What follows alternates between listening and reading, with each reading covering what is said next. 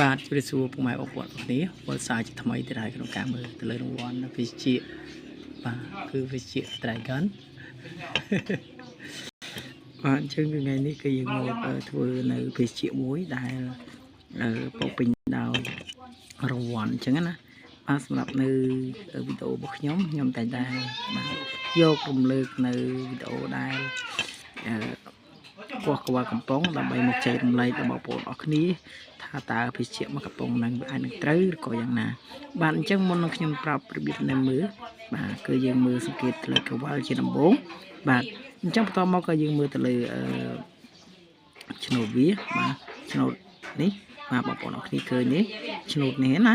បាទអញ្ចឹងវានៅខាងពីគៀនបាទនៅខាងកណ្ដាលអញ្ចឹងគឺទូទៅគឺត្រូវហើយអ្វីដែលសំខាន់គឺយើងមើលទៅលើលេខកូដរបស់វាបាទលេខកូដនេះលេខកូដ14អញ្ចឹងណាពុកម៉ែបងប្អូនគ្នាលេខកូដ14បាទ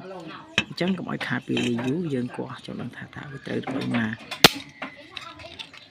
យើងឧទាហរណ៍គ្នាមើលឥឡូវចេញតម្រង់បែបហ្នឹងចេញទៅហើយបាទឥឡូវគឺបានមកកំប៉ុងពិតប្រកបពុកម៉ែបងប្អូនគ្នាបាទគឺបានមកកំប៉ុងអរគុណសម្រាប់ពុកម៉ែបងប្អូនគ្នាដែលនិយមគ្រប់ត្រូលទៅលើ Channel YouTube របស់ខ្ញុំ